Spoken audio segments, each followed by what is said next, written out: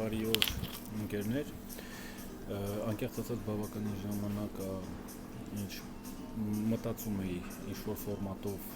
խոսել, ինչ-որ ձևով բարձրացնել նաև իմ ձայնը, փորձել տեղեկատվական դաշտում ունենալ իմ փոքրիկ ներդրումը,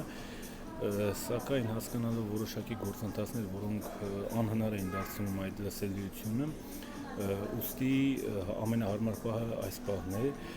քանի որ առաջիկայում մենք ունենք ընտրություններ եւ այլևս դատապարտված ենք խոսելու այնքան, որպեսզի մեր հայրենակիցները, ովքեր առայժմ այս կամ այն պատճառով հավատում են դեռ ներկա իշխանությանը, փորձենք դարձի բերել, որովհետև ուզենք թե չուզենք, անկախ հայրենակիցների, որոնք մինչև այս պահը ֆանատիկ ձևով տարված են ներկա դավաճանական իշխանությունների ուղեստով, միևնույն է, այս իշխանությունների գնալուց հետո մենք միասին ապրելու ենք նույն երկրում, նույն հողի վրա եւ պետք է միասին համակեցությամբ ապրենք առանց ատելության, առանց մեկ-մեկի հանդեպ զզվանքի, այդ ատելության մակարդակը պետք է հասվի զրոյի, որովհետև այլ ճանապարհ չկա երկրի կայունացման, հզորացման եւ զարգացման համար, բացառապես համակեցության պայմաններում։ Հիմնական խոսքը, ինչի մասին ուզում եմ խոսել այսօր, կապված է վերջին շրջանում աշխարհում տեղի ունեցող որոշակի իրադարձություններին եւ նաեւ դրա ազդեցությանը Հայաստանի վրա։ Բավականին շատ ասվեց, գրվեց կապված Վենեսուելայի ու Ամերիկայի միջև տեղի ունեցող գործընթացներին։ Իմ բոլոր ընկերների, իմ մտերիմները, ում հետ ես շփվում եմ, ում հետ անդադար այս թեմաներով քննարկում ենք, բոլորը գիտեն իմ մոտեցումը, ի սկզբանե իմ կարծիքով անկորիջում ամեն ինչ որոշվել է, աշխարհը արդեն մի քանի բևեռ է եւ անկորիջում կա պայմանավորվածություն աշխարհը վերաբաժանելու 3 ուղեցրերի մեջ, դա Չինաստան, Ամերիկայի Միացյալ Նահանգներ եւ Ռուսաստան։ Սա այլևս անխուսափելի է։ Եվ այն ինչ տեղի ունենում այս օրերին, իմ խորին համոզմամբ տեղավորվում այն կոնկրետ այդ դաշտում, քանի որ մենք տեսնում ենք, որ թե Ռուսաստանը չէ, թե Չինաստանը սահմանափակվեցին ուղղակի կոշտ հայտարարություններով արտաքին գործերի նախարարության կողմից, կառավարությունների մակարդակում, ուստի հասկանալով նրանց շահերը այնտեղ, առավել ևս Չինաստանի շահը Վենեսուելայի հետ, քանի որ Չինաստանը վերջին տարին փակել է մոտավորապես $500 միլիարդ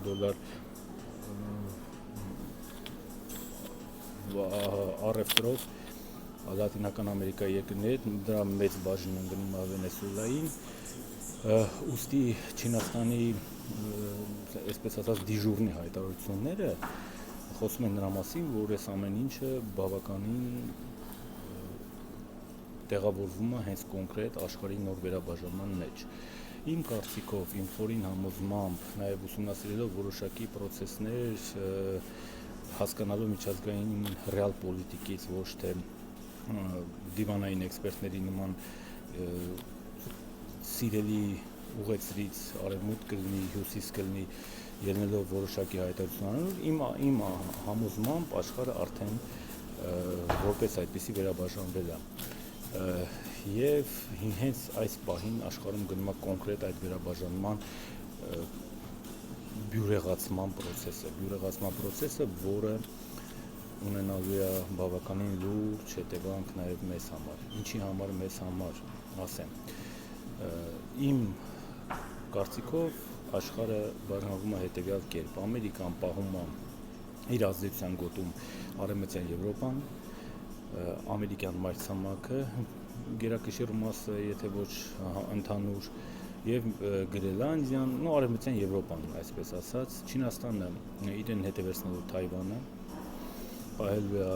ասիական հատվածը, Ռուսաստանը ունենալու է իր հստակ ազդեցությունը նախկին խորհրդային միության բոլոր երկրների վրա, բացառապես մեր բալթյան երկրների, չնայած դրանք էլ արդեն մի քիչ որոշակի հակասական խնդիրներ կան նույն ներբարձյան երկրների հետ, որտեղ արևելյան Եվրոպայում դեռ հստակ չի ինչ պրոցեսներ են գնալու ու մեր վրա ազդեցությունը սահմանափակվելու է այնքանով, որ եթե այս պահին իրականում այն ինչի ես կանխատեսում եմ իրողություն է, ապա դուք պատկերացնում եք մեր կարգավիճակը այդ իրողությունը կապիտալիզացնելուց հետո։ Նայեք, եթե հակառակ ուղով գնա, ապա դրա միակ ճանապարհը, եթե չկա պայմանություն անկորիջում, ապա դրա միակ ճանապարհը մեծ պատերազմն է, որտեղ կկիրառվեն ոչ կոնվենցիոնալ զենքեր, որը միգուցե բերի աշխարհի վերջնական կործանման, բայց քանի որ մարդկությունը ինձ թվում է չի հասել այդ գազանության մակարդակի, որ ինքնաոչնչացման գնա, ապա միանշանակ կա նախնական պայմանավորություն, քանի որ երբեք գերտերությունների ղեկավարները չեն հանդիպում ու տեղում որոշում հարցեր։ Գերտերությունների ղեկավարների հանդիպումները կազմակերպվում են այն ժամանակ, երբ որ խնդիրների մոտարապես 90-95% արդեն որոշված է եւ 5-10% դետալային քննարկումներ է գնում, ուստի անկորիջի հանդիպումը հստակ խոսում է նրա մասին, որ այս ամենը ի սկզբանե հաստատված եւ պայմանավորված է։ Ազդեցությունը հարավային Կովկասի վրա, նայեք, եթե մեր երկրի բառը չեմ ուզում բարբառ ասել եթերով անկեղծ, եթե մեր երկրի ապիկար իշխանությունները, դավաճան իշխանությունները խաղում են ամերիկյան չասեմ, խաղում են արևմտյան խաղ, փորձելով դուր գալ արևմուտքին, հակառակվելով հողի վրա իրենց դաշնակցից, չեմ ասում դաշնակիցը լավն է, վատն է, խնդիրը դրա մեջ չի, ես չեմ խոսում դրա մասին, այլ խոսում կոնկրետ փաստերից, որ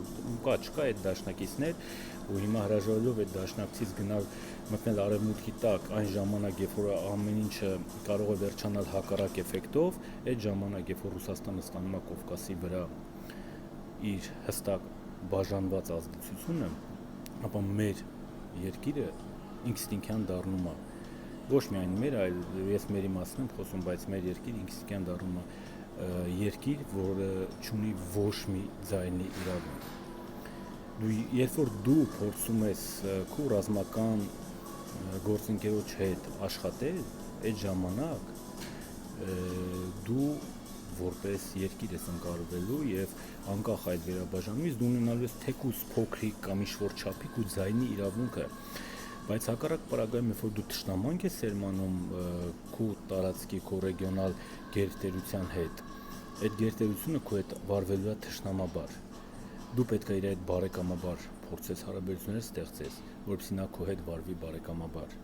բայց մենք չենք տեսնում այսօր դա, որովհետև մեր իշխանությունները, մեր արտաքին գործերի նախարարությունը գտնվում է ապիկար, անտակտ, հակահիգենիկ մի թիմի ձեռքում, որոնք երկիրը տանում են կործանման, երկիրը արդեն շուրջ 7 տարի է գցել են տուրբուլենտի զոնայի մեջ ու մենք անընդհատ ինչ-որ մի բան կորցնում ենք, անընդհատ, անդադար կորուստներ, անդադար զիջումներ եւ սրա վերջը եկել է բոլոր առումներով։ Աշխարհի վերաբաժանումից հետո այս իշխանությունը դատապարտված է գնալու ուզի թե չուզի, բայց մենք պետք է չթողենք, որ այս իշխանությունով աշխարհի վերաբաժանումը լինի, որովհետև այդ դեպքում մենք չենք ունենալու ոչ մի իրավունք, իսկ եթե լինի իշխանություն ազգային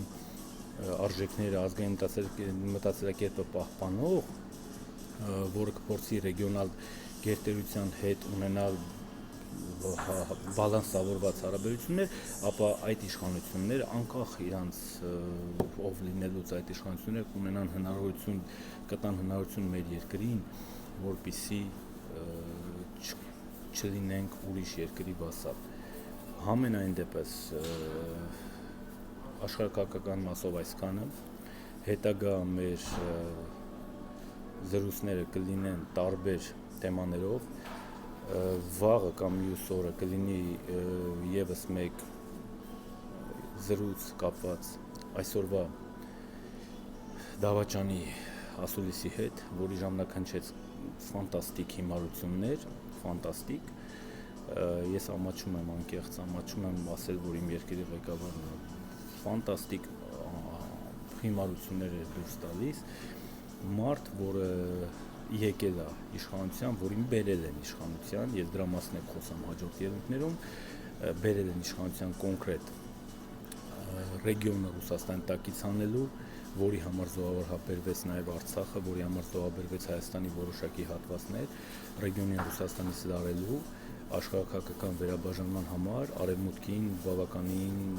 ասենց ասած, հարմար դիրք ապահովելու համար են բերել։ Չստացվեց, որոշ առումներով ստացվեց, որոշ առումներով ոչ, բայց ամենայն դեպս աշխարհը արդեն ունի նոր իրականություն, եւ այդ նոր իրականությունը շուտով, շատ շուտով մենք կտեսնենք։ Շատ շուտով ես կարծում եմ, որ մինչև ամառ անգամ, եթե ոչ ամառ, ամառվա ավարտին մենք կտեսնենք ռուս-ուկրաինական պատերազմի, այսպես ասած, ավարտ, որովհետև այլ տարբերակ չկա, Թրամփի միջանկյալ ընտրությունների համար Թրամփը պետք է վերջացնի այս պատերազմը եւ այս պատերազմը վերջացնելու մի քանի սցենարներ եմ ես տեսնում, այդ սցենարները բոլորն էլ գնում են նրան, որ միանշանակ այս տարին լինելու է ռուս-ուկրաինական հակամարտության ավարտի տարի, ավարտից հետո Ռուսաստանը կզբաղվի իր այն գործընկերներով, որոնք իրան գցել են։ Հավատացեք, դա մեզ պետք չի այս իշխանության հետ։ Մենք պետքա փոխենք սրանց, մենք պետքա ընտրենք նոր իշխանություն, առաջիկայում ընտրություններ են եւ դա միակ շանսն է դա անելու, փոխել իշխանություն փոխելուց հետո փորձել աշխատել բոլոր ռազմավարական գործընկերների հետ։ Լավ մնացեք, լավ օր եմ մաղթում, համբերություն եմ մաղթում, ներվերներդ հանգիստ պահեք, որովհետև անկեղծ է 7 տարվա մեջ մենք ամեն ինչ տեսանք, ամեն ինչ, որը բերեց բավականին մեր առողջությունների փչացման անգամ։ Լավ մնացեք, առաջիկայում դեռ շատ երկար կխոսենք շատ թեմաների մասին։ Շնորհակալություն։